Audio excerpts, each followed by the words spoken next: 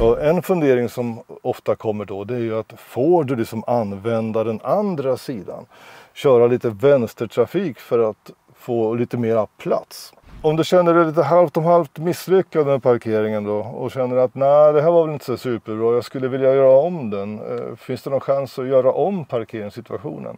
Och hur nära andra bilar ska eller får jag stå? Får jag gå ut och titta när jag har parkerat färdigt? Eller säger inspektören till när jag är klar? Eller ska jag liksom själv bara bestämma det här? Så att jag ska försöka svara på en del av de här frågorna som finns kring parkering och på körprovet.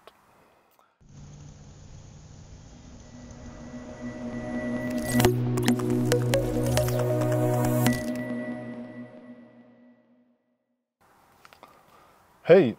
Idag ska vi prata om parkering. Och parkering där du kör med fronten först in i parkeringsrutan. Jag heter Rune Wåhlin och jag har tidigare arbetat som trafikinspektör på Trafikverket Förarprov. Jag jobbade där några år och under tiden så hann jag bedöma ungefär lite mer än 5500 körprov för behörighet B. Och då var ju förstås parkering en av de här sakerna som i princip alltid dyker upp på körproven. Så idag tänkte jag berätta lite grann om parkeringsfrågan, parkeringsdelen på körprovet. Idag ska vi fokusera på just det här när du får möjligheten att köra in så att säga med fronten först in i parkeringsrutan. Parkering är ju en del av de här olika manövreringsmomenten som kan förekomma på ett körprov. Och parkeringsuppgiften är inte en obligatorisk uppgift på ett körprov. Det kan man välja mellan. Backning är en av de här sakerna som alltid ska förekomma på ett körprov. Men parkering är valfritt. Det avgör inspektören från gång till gång och från fall till fall. Det finns många frågor och funderingar på det här med parkering. Hur bedömer inspektören? Hur ska jag bete mig? Och hur nära andra bilar ska eller får jag stå? Får jag gå ut och titta när jag har parkerat färdigt? Eller säger inspektören till när jag är klar? Eller ska jag liksom själv bara bestämma det här? Så att jag ska försöka svara på en del av de här frågorna som finns kring parkering och på körprovet. Om man säger så här, man kan tycka att köra in bilen med fronten före på parkering är kanske det enklaste sättet att parkera på. Åtminstone när man ska in i parkeringsrutan. När du kör in så har du så att säga full sikt framåt. Du ser ju hela tiden vart de andra bilarna, om det står andra bilar in till en ruta som du ska in i, så ser du de här bilarna. Så man kan tycka då vid första tanken att det här är den enklaste biten. Men det finns en hel del saker att hålla koll på även här. Och en av de kanske viktigaste sakerna att hålla koll på det är ju samspelet med andra trafikanter. Finns det annan trafik på den här parkeringsplatsen där du ska parkera? Vad gör de? Och hur förhåller de sig till dig när du kommer här och kanske kör lite sakta framåt och ska försöka ta sats och komma in i den här parkeringsfickan? Har du uppsikt och koll på dem? Är du med på det som att du måste faktiskt ta hänsyn till de andra trafikanterna? Att du måste vara tydlig och visa dina avsikter? Det gäller i all typ av trafik. Att visa sina avsikter. Lika viktigt när det gäller parkering som när det gäller sväng på landsväg eller påfart på motorväg eller vad som helst. Är du osäker inför uppkörningen? Riskera då inte att kugga utan boka in en sista körlektion med Trafiko för att se hur du ligger till. Bokar in en körlektion med Trafiko så kommer våra lärare och hämtar upp dig på den plats du har valt. Och i appen hittar du även all teori du behöver för att klara teoriprovet. Så riskera inte. Ladda ner appen idag och kom igång direkt. En fråga, för ofta du har ju högertrafik i Sverige, det är du säkert med på. Och då ska man ju ligga till höger. Och man ska in i en ficka kanske som är på höger sida. Ja, då kan det vara lite svårt att ligga dikt an. Jag använder uttrycket dikt an och det betyder alltså ganska nära intill de här parkerade fordonen som står bredvid den här rutan som är ledig och där du ska köra in. Och en fundering som ofta kommer då, det är ju att får du liksom använda den andra sidan, köra lite vänstertrafik för att få lite mera plats. Jag som inspektör på ett körprov hade varit väldigt glad och tacksam om du hade tagit möjligheten att gå ut lite grann, hålla ut lite vänster för att sedan få bättre plats i fickan. När du ligger i den högra sidan och ska försöka ta dig in i en ficka där, ja, du får hålla på och mecka bra tag alltså innan du ska kunna komma in i bilen om du inte gör det. Men sen har du det här med att det kan ju komma mötande trafik. Så du kan inte bara, det är därför jag sa det här med samspelet med andra trafikanter. Du kan inte bara dundra ut i motsatt körbana och förvänta dig att alla andra ska stanna och släppa fram dig. Utan du måste förstås göra det här med förstånd och med försiktighet. Om fickan du ska in i ligger på vänster sida, alltså på motsatt sida, ja då är det mycket enklare för dig på så sätt. För då ligger du redan till höger och har gott om utrymme för att svänga in bilen i den här fickan då. Och vad är det mer som inspektören tittar på och du ska tänka på förutom att ha uppsikt och samspela och titta på andra trafikanter? Ja, det är att du har en typ av en känsla för hur stor bilen är, hur pass mycket utrymme den kräver, hur bred den är, hur lång den är, får en plats i den här fickan. Det kan vara så att inspektören säger så här att åk in på den här parkeringsytan där borta, det finns lite lediga parkeringsplatser, välj en plats och så parkerar du där. Och jag vill att du kör in bilen med fronten före, så kan inspektören säga. Och då måste du välja en ruta där du vet att bilen faktiskt får plats. Det finns ju en del som parkerar ganska snålt. De parkerar nära mittlinjen, eller nära linjerna på P-fickorna. Och det gör ju att det blir en del fickor ovanligt trånga. Och det kanske är så att du råkar välja en sån plats och då kommer du inte ens komma in med bilen. Och gör du det så kanske det inte finns några marginaler för att öppna dörrarna också. Så det här kan vara en viktig bit att tänka på när det gäller planering av parkering. Jag har jag kan inte minnas exakt, men vid ett par, 3, 4 tillfällen kanske varit med om att någon ska in i en ficka där man inte får plats med bilen. Och då har jag kanske ställt en fråga till den som kör, att är du säker på att du kan ta dig in? Är det här en bra plats eller ska vi kunna tänka oss att titta efter en annan plats? Så att det kan vara så att inspektören säger så. Det beror helt och hållet på situationen.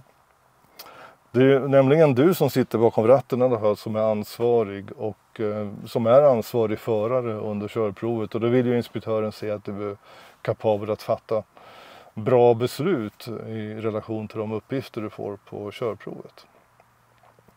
Vad mera då? Jo, det här med hastighet exempelvis, växelval. Vilken växel ska du använda när du parkerar?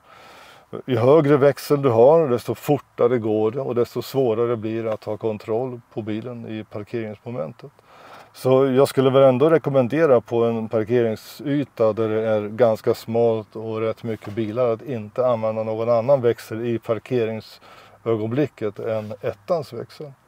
Kör du automat, ja då är ju inte växelvalet någon fråga, då väljer bilen själv så att du får rätt växel.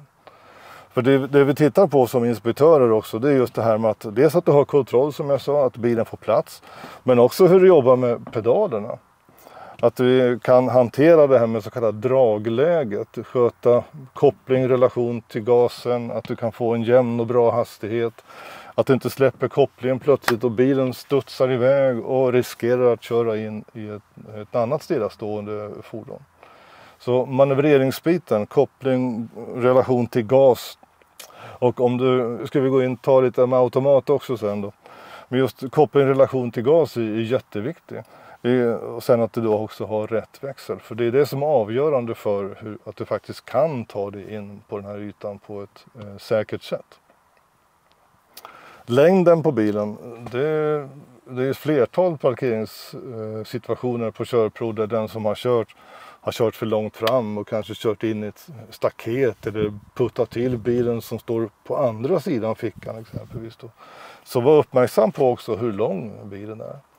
Idag så är det väl så här, när jag började som inspektör då var det inte särskilt vanligt med sådana här varnare som talade om att ja, pip, pip, pip, pip, ja nu börjar det närmare och ju närmare det kommer desto intensivare blir det här pipet. Utan det började väl komma då, men det var inte alla bilar som hade det.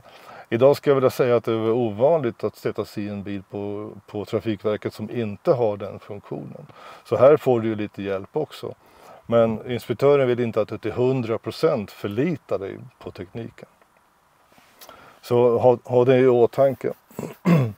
Manövreringsbiten, jag nämnde att jag skulle ta lite kort med just om du parkerar med automat. Manuellt, ja, det handlar om att sköta relationen gas och koppling bra, och bromsen också förstås när det behövs.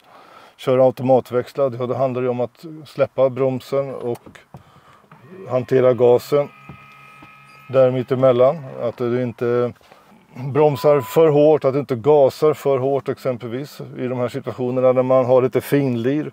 Att parkera är lite av ett finlir kan man säga, för du ska in på en yta som kanske är 2,5 meter, din bil är ungefär 2 meter bred. Ja, det här med relationen gas och koppling, det gäller ju även för automatväxlade bilar förstås. Och det är sånt som inspektören tittar på, hur du jobbar med pedalerna, hur du jobbar med fötterna i relation till allting annat när det gäller att ta sig in i den här parkeringsfickan. Ja, hur bedömer inspektören din parkering då? Måste det vara perfekt? Måste du ta dig in på parkeringen på första försöket? Är det okej att köra fram lite? Märka att okej, nu kommer jag för nära där. Jag stannar, backar tillbaka och gör ett nytt försök. Ja, självklart är det så. Inspektören är ju bara glad och nöjd om du faktiskt upptäcker att oj, nu var det lite fel här, så att jag rättar till det. Så att inte inspektören behöver tala om för dig att ja, nu kommer du nog för nära här. Det bästa att du kan du göra om det här. Så om du själv visar att du har gjort någonting som du kanske inte är riktigt nöjd med, då ska du självklart rätta till det. Det kan ju också vara så att det är din teknik att ta dig in på en parkering. Det är många som gör det. Man kör fram, man kör lite snett så här och så märker man okej, där stannar jag. Och så lägger man i backen, så backar man tillbaka en bit och så glider man rakt in i rutan. Så att lite beroende på vilken din teknik är. Här finns det egentligen inget rätt eller fel. Bara du tar det så att säga på ett bra sätt med god uppsikt, bra kontroll på bilen från då punkt A utanför rutan in till punkt B som då är i rutan. Så det finns inget 100% rätt sätt i start. Det finns bättre, det finns sämre förstås. Men inget 100% rätt och fel. Är det okej om du går ur bilen då och tittar på rutan sen så att du faktiskt ser hur det står? Ja, absolut. Det är helt okej. Det får du jättegärna göra. Det kan också vara så att inspektören frågar dig så här, är du nöjd med din parkering nu? Står det bra så här? Och det kan ju också vara så att inspektören vill veta att du gör en bra bedömning. Men det kan också vara faktiskt att det är någonting med hur du har placerat fordonet som kanske inspektören är ute efter att se om du har koll på.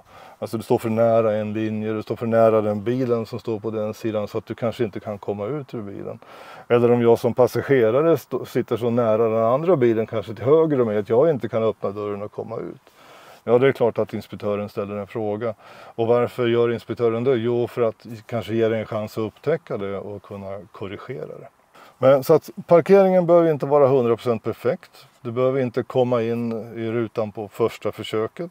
Det är okej att gå ut och titta så att du står bra. Och däremot så skulle jag inte rekommendera att du frågar inspektören. Ja, står jag bra nu här? Är det här en bra parkering? För det ska du själv kunna avgöra. Om du känner dig lite halvt om halvt misslyckad med parkeringen då och känner att nej, det här var väl inte så superbra, jag skulle vilja göra om den. Finns det någon chans att göra om parkeringssituationen? Ja, kanske skulle jag vilja säga. Det är lite grann beroende på hur mycket tid till exempel det finns kvar på körprovet.